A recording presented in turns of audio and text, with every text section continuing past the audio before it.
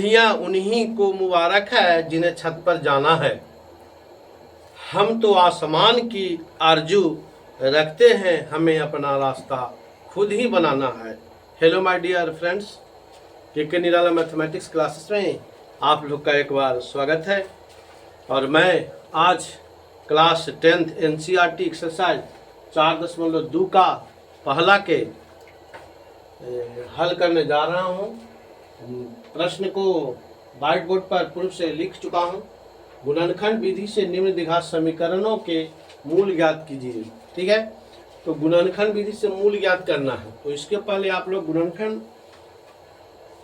को सिखाए थे मैंने पूर्व के वीडियो में, करीब बहुपद में। तो बस गुणनखंड वही करना है, इसमें केवल x के लिए हल करना है। ठीक है, तो कैसे हल होगा और कैसे, सॉरी x के लिए हल नहीं करना है, मतलब गुणनखंड करके x का मान निकालना है।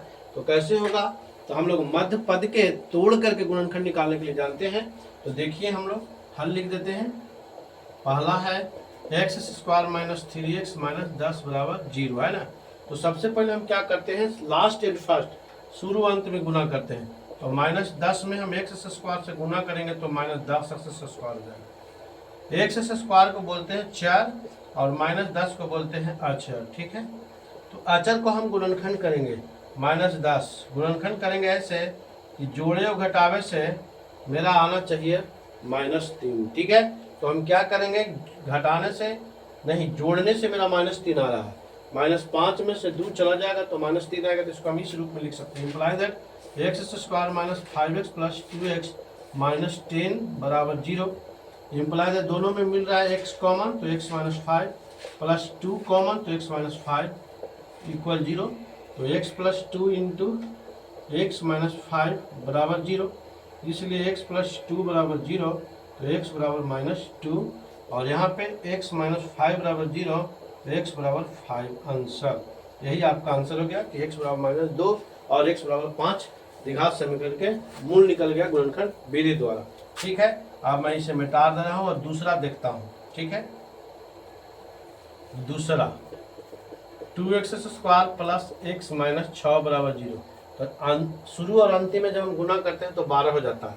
तो 12 को हम गुणनखंड करते हैं तो 2 × 6 = 12 और 2 × 3 = 6 आना चाहिए हमारा +x। तो 2 दूनी 4 + 3, 4 + 3, तो 4 × 3 = 7 हो गया। 4 - 3 लिखेंगे तो मेरा 1 आ गया।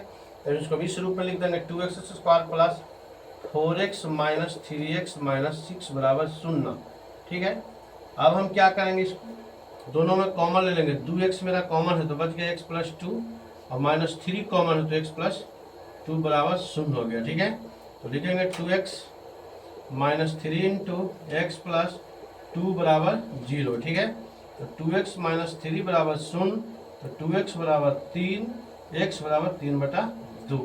इधर आते हैं, x + 2 = 0, x = -2।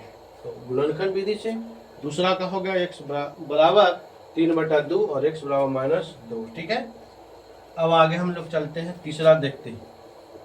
इसमें √2x² + 7x + 5√2 = 0 है, 0 है। ठीक है, इम्प्लाई दैट √2 में 5√2 से गुना करेंगे तो कितना हो जाएगा, 5√2 × √2 बराबर हो जाता है 10। 10 को हम गुणनखंड करते हैं तो 2 × 5 = 10, 2 और 5 जोड़ देंगे 7 आ जाएगा। तो लिखेंगे √2x² + 2x + 5x + 5√2 = 0। ठीक है, अब हम क्या करते हैं, इसमें कॉमन ले लेते हैं। तो √2x कॉमन लेंगे तो x + 2 के साथ √2 छिपा हुआ है, +5 × x + √2 = 0। ठीक है, अब आगे बढ़ते हैं। √2x + 5 × x + √2 = 0 हो गया, सॉरी, √2x + 5 = 0, √2x = -5, x बराबर हो गया -5/√2। ठीक है, इसी तरह से इसमें देख लेते हैं, x + √2 = 0, तो x = -√2। ठीक है, तो इसका भी समीकरण हो गया। √2x² + 7x + 5√2 समीकरण का हल हो गया। x = -5/√2 और x = -√2। दूसरा है 2x² + x - 6 का समीकरण का हल हो गया। x = 3/2 और x = -2। हल को मूल भी बोला जाता है। x² - 3x 10 बराबर 0। इस समीकरण का मूल हो गया x बराबर -2 और x बराबर 5। अगर आप लोगों को वीडियो मेरा पसंद आए, आप लोग वीडियो देखते हैं, सब्सक्राइब नहीं करते हैं, मेरे चैनल को लाइक कीजिए, सब्सक्राइब करिए। Thank you.